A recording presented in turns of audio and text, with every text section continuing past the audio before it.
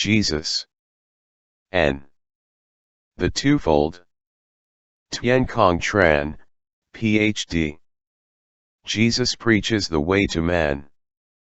The way is the road on which man must go. So, to preach the way, Jesus has to have a concept of life. Jesus' concept of life is clearly expressed in the following paragraph. Then Jesus was led by the Spirit into the desert to be tempted by the devil.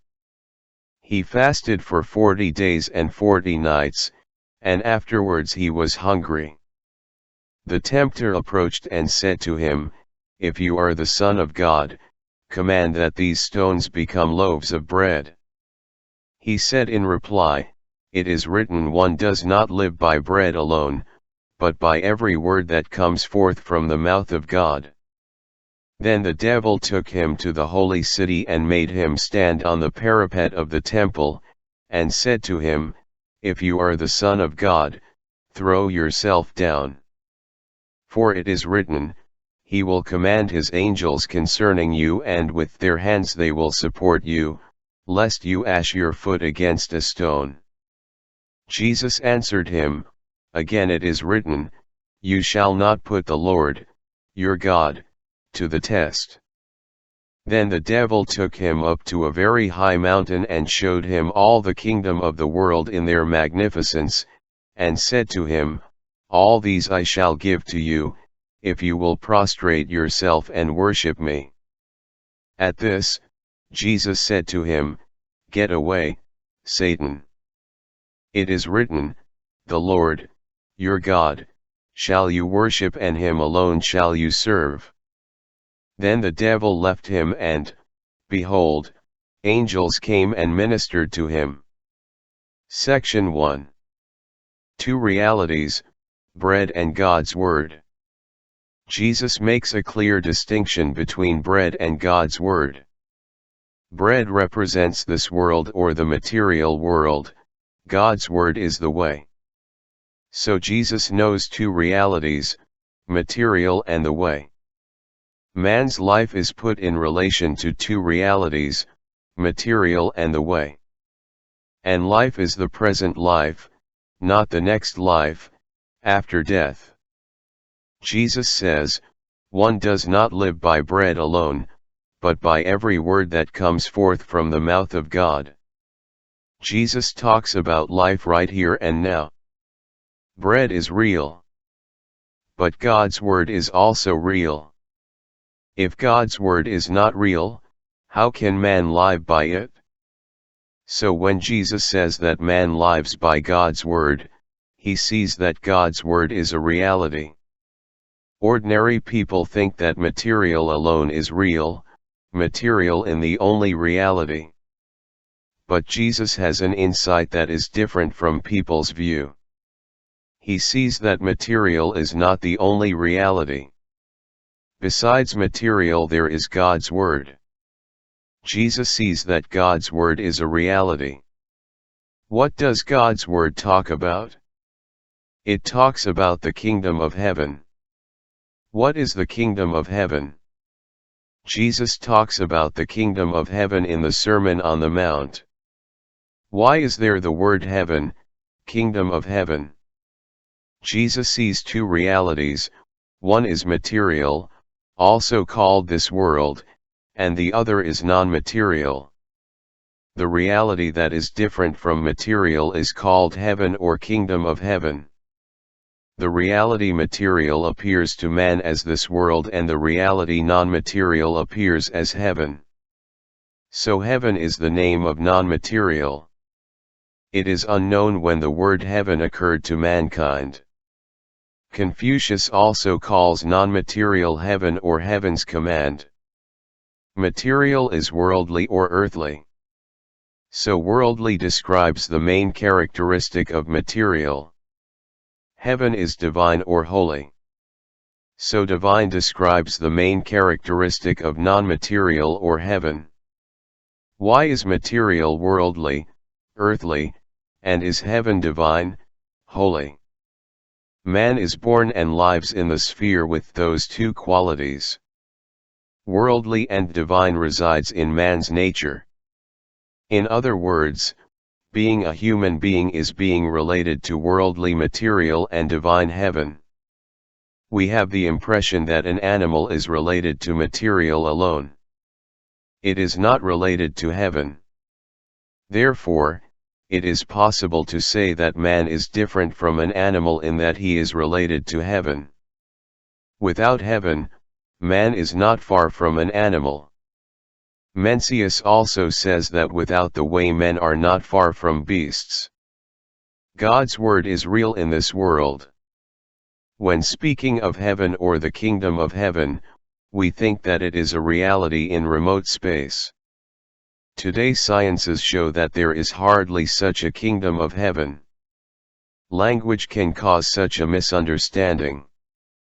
And in fact, it did cause such a misunderstanding. God's word is real in this world. Jesus did not invent it. Neither did he bring it from space down to this world and demand that man follows it. Jesus does not have to be the Son of the Creator in order that there is the reality heaven. Jesus does not have to make miracles in order that there is the reality heaven. Jesus does not have to resurrect in order that there is the reality heaven. The devil tested Jesus to see if he was God. The devil challenged Jesus to jump down from the parapet of the temple. Jesus refused the challenge. Suppose Jesus did not throw himself down, suppose Jesus was not God, his words are still right. Suppose he did throw himself down and no angels supported him with their hands, his words are still right. Jesus was crucified and he did not step down from the cross as many people expected in the only Son of God, however, his words are right. His words are right because in this world there is the presence of God's word. Jesus, like Confucius, Lao Tzu, and the Buddha, does not tell lies. They merely tell the truth. And the truth is true for men right here and now, not only true for men after their death or after they are no longer human beings and are in some sky. Section 2. God's word is more essential than bread. Moreover, Jesus sees that, for man's life, God's word is more important than material. We have the dialogue between Jesus and the devil. After a fast of 40 days and 40 nights, Jesus was hungry. And he had to be very hungry after such a long fast. The devil knew that Jesus was very hungry and said to him, "You have fasted, you have not lived by bread, that is not correct, you need bread." Jesus replied, "One does not live by bread alone, but by every word that comes forth from the mouth of God." Therefore, man needs bread, but he also needs God's word. But Jesus' statement does not say that God's word is more important than bread. The devil was the representative of material. He took Jesus to a very high mountain and told Jesus to worship him, and he would give Jesus the entire world. Jesus was the representative of God's word. He told the devil to worship and serve him. Material had to worship and serve God's word. Therefore, Jesus considers God's word more important than bread. Why? Because it is not bread but God's word that brings the kingdom of heaven, paradise, or happiness for man. Jesus sees this truth and he wants to preach it. An ordinary person does not see that truth, he lives in darkness and does not see the way he has to walk on. Jesus is the way and light for man. Jesus is a true man, like Confucius' superior man or the Buddha's enlightened man, and hence he is also called the Son of Man. 8 Beatitudes begins with the statement, "Blessed are the poor in spirit, for theirs is the kingdom of heaven." The poor in spirit are those who are not attached to material. Those who are not attached to material are those who choose God's word. To choose God's word is to enter the kingdom of heaven or paradise, here and now. Blessed are the clean in heart, for they will see God. The clean in heart are those who are not attached to material, to dirty dusts of material, lies, rivalry, theft and robbery, war. They see God, the kingdom of heaven, paradise, the sphere of happiness, here and now. Jesus himself chose God's word, then the devil left him and, behold, angels came and ministered to him. The devil or the material world left him and angels or virtues lived in him. Section 3. The image of God. Divine is symbolized in God.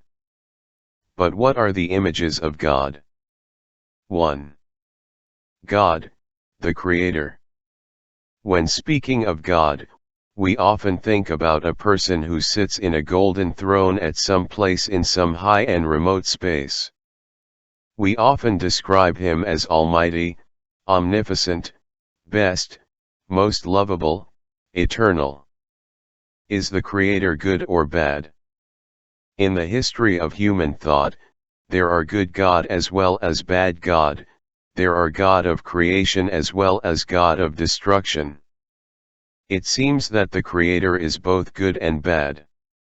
If God counts even a hair that falls, he creates both the good and the bad.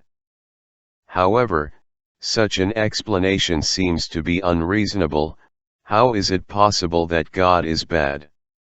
God creates what is good and Satan creates what is evil. So, who creates Satan? If God does not create Satan, Satan is also the creator. So, there are two creators, one is good God and the other is evil Satan. Such reasoning leads us to what we are not able to understand. 2. God, the good one. God as the good one is the image of the way within man. Man is an animal who carries in his heart the image of the way or the good. Man is born and related to a reality that is called the way and the way is good. This is a fact. If somebody asks the question, why is it so, we do not have an answer to it. The truth is such. We must come to the point where we see that the truth is such. 3. God, the good creator. God as the good creator is a combination of the creator God and the good God or the way. An important question can be put, when Jesus talks about God, which God does he aim at? We see that Jesus always talks about goodness, so, it is undeniable that Jesus talks about God as the good one. So, does he talk about God as the creator? It seems that it is difficult to find a clear answer to this question. However, it is possible to say that, to persuade people to follow the way and satisfy man's desire, Jesus does not deny the good creator. Section 4. Jesus and his two natures. Jesus is said to own two natures, God's nature and human nature. These two natures are often easily explained as follows: Jesus is God and so he has God's nature. 2. He has come down to be a man and so he has human nature. Indeed, man is born with two natures. Man is born and lives with two realities, material and the way. Man is attached to these two realities. The attachment to material is called human nature and the attachment to the way, God, is called godlike nature. In Chinese philosophy there is a dispute on man's nature, is it good or evil? Good nature is godlike nature or the attachment to God, and evil nature is the attachment to material. Being attached to material, man involves in telling lies, rivalry, theft and robbery, war, what is evil, and then this world is hell. Being attached to the way, man becomes just, generous, good, peaceful, godlike, and then this world becomes the kingdom of heaven, paradise. Hence not only does Jesus have two natures, man also has two natures. But in Jesus God's nature is dominant. And Jesus preaches so that man abandons his human nature and follows his godlike nature. Why does Jesus have to preach such? Because in man human nature is dominant. Man has two natures. So, is man's nature good or evil? In the perspective of everyday life, man is inclined to be evil. Confucius says, "I have never seen anyone who loves virtue as much as he loves beautiful women." An ordinary person is an inferior man, and Confucius teaches the superior man. The inferior man worries about profit, material, and the superior man worries about the way. According to the Buddha, man lives in ignorance and he teaches the way of enlightenment. Ignorance is the attachment to material and enlightenment is living in the shore of the way. In the perspective of value or spirit, man prefers the way to material. Therefore, man's nature is both good and bad. Bad nature belongs to ordinary man and good nature is the point that man must reach. Good nature is to abandon material or this world and to enter the sphere of the way or kingdom of heaven. If value is the base of our consideration, man's nature is good. Jesus' work is to teach man to denounce human nature and to follow godlike nature. Divine nature or the kingdom of heaven is not something that will come after death but is something that exists here and now. Jesus has come to bring the kingdom of heaven into this world, he has not come to bring the kingdom of heaven to space. He says, "One does not live by bread alone, but by every word that comes forth from the mouth of God." It is not he body that constitutes Confucius. It is not bread, but God's word that constitutes man. V. God's word and secluded life. How can we realize God's word? Jesus sees two realities, bread and God's word. And he does not say that one lives by God's word alone, on the contrary he says, one does not live by bread alone, but by every word that comes forth from the mouth of God. So, bread is necessary, and God's word is also necessary. Therefore, it seems that we can attach ourselves to both bread and God's word. However, we cannot do that. For what reason? Jesus says, "No one can serve two masters. He will either hate one and love the other or devote to one and despise the other. You cannot serve both God and money." It happens that one cannot serve two masters. Material by itself is not bad, Jesus tells us to feed the hungry and to give drinks to the thirsty. But, as we have said, the attachment to material leads to lies, and the attachment to God's word leads to justice. How is this problem settled? Material is necessary and the attachment to material leads to lies. Depending on what mankind has found, we can reply as follows: we must stop at the place where material begins to lead to lies. If a person goes to church and celebrates the Eucharist every week, but because of a small amount of money tells a lie, he is to be cursed and vile. How does one know the place where he has to stop? There are many situations in which we can easily know the place. Confucius has found the principle in sincere thoughts and just heart. Why does a person live a secluded life to keep up with the way? There is a contrast between material and the way, or the attachment to material and the attachment to the way. To live a monk's life is easier for the attachment to the way because the situation of a secluded living makes a person less attached to material. With a calm examination, we can see that it is right. If material is the shore and the way is the other shore, a monk goes farther to the other shore than an ordinary person. Of course, there are monks who are attached to material more firmly than ordinary persons. This occurs because those monks do not get a deep insight into the way and do not know the distinction between two shores. How about a monk who is wretched, especially regarding sexual conduct? The story of a monk who is wretched in sex is very old. It is written in Vietnamese folk songs. 3 young ladies carried rice to the temple. The one with the colored bras cast charm to a monk. He then fell into lovesick. He was so lovesick that his head became bald. Today in the United States there are so many stories about monks who like the forbidden thing. The monks who commit this kind of sin because they have not seen the two shores yet. Stories of monks or priests who left the other shore and returned to this shore have been told everywhere from the past to the present. Jesus and the Buddha's words are so profound and lofty that even monks do not understand them. How do we know that they do not understand them? Because if they knew them, they would not leave the other shore and return to this shore.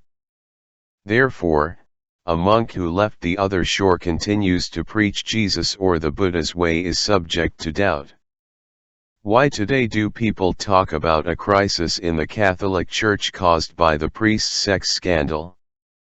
Because they do not clearly understand the way. The way is right not only for the next life, but also for this life. If the way is for the next life alone, when priests are immoral, believers can lose their faith and meet crisis. If priests do not have faith, why do believers keep their belief? But if the way is a reality in this life, the way is still the way, even though there are sinful priests. Sinful priests are sinful priests, the way is the way when there is man. When we follow God's word, we enter the kingdom of heaven.